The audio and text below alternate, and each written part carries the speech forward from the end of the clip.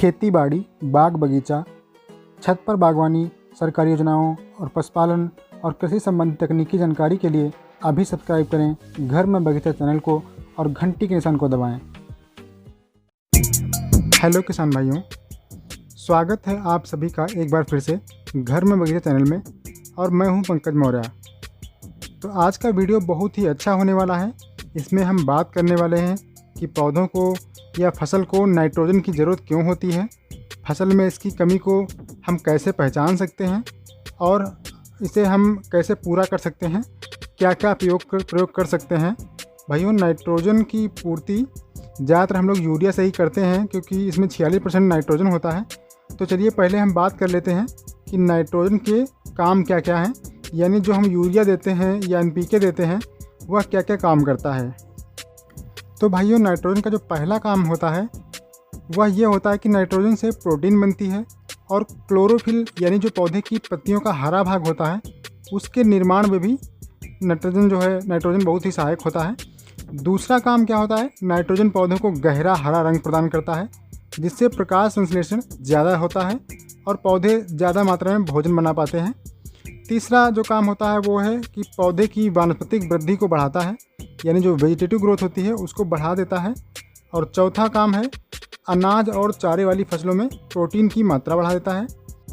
और भाइयों, पांचवा जो काम होता है वो जो है नाइट्रोजन फसल में दानों की बनने में मदद करता है। जो अनाज वाली फसलें होती हैं उनमें दाना बनने में बहुत ही मददगार होता है।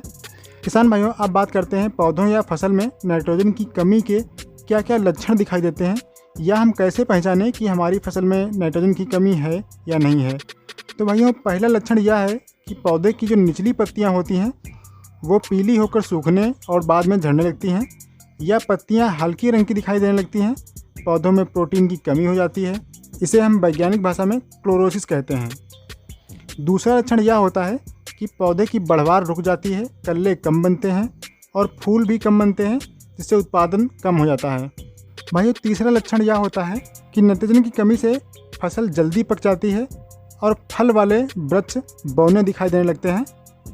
तो किसान भाइयों, अब बात कर लेते हैं कि नाइट्रोजन की कमी को हम कैसे पूरा कर सकते हैं। तो इसके लिए बहुत से उपाय हैं, जिसमें कुछ जैविक उपाय हैं और कुछ रासायनिक उपाय भी हैं। तो चलिए हम पहले जान लेते हैं कि नाइट्रोजन की कमी पूरी करने के लिए जैविक उपाय क्या क्या हैं।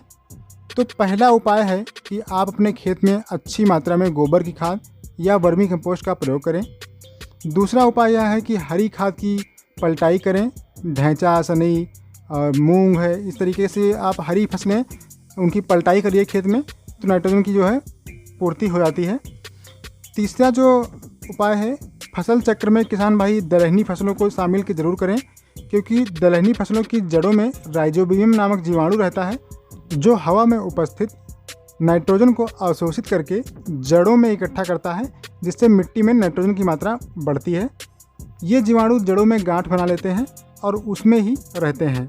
किसान भाइयों, चौथा जो उपाय है वो जो विभिन्न प्रकार की खली होती हैं वह भी बहुत ही अच्छी मात्रा में नाइट्रोजन प्रदान करती हैं, जैसे नीम की खली, सरसों की खली आदि।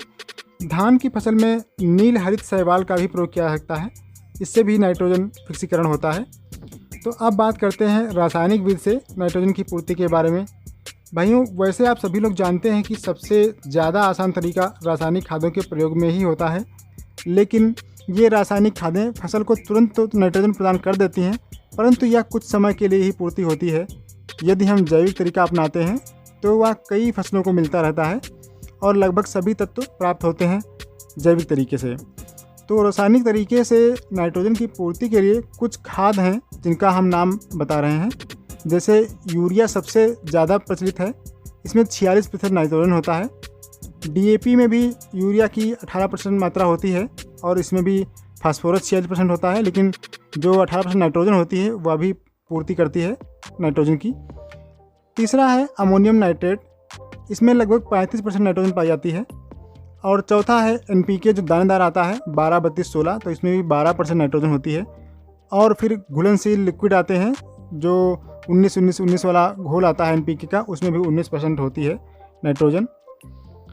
तो इन्हें प्रयोग करके आप नाइट्रोजन की जो कमी है उसको दूर कर सकते हैं। इसके अलावा यूरिया का 2 से 2.5 किलोग्राम 100 लीटर पानी में घोलकर प्रति एकड़ स्प्रे भी कर सकते हैं। यह बहुत जल्दी असर दिखाता है। तो किसान भाइयों, कैसा लगा ये वीडियो प्लीज़ कमेंट करके ज़रूर बताना, जिससे हम और भी तत्वों पर इसी तरह का वीडियो बना सकें। आप अपना सुझाव भी दे सकते हैं। ज़्यादा से ज़्यादा लोगों को शेयर कीजिए और इस परिवार को और बड़ा करने में हमारा सहयोग कीजिए। चैनल को सब्सक्राइब करना मत भूलिएगा।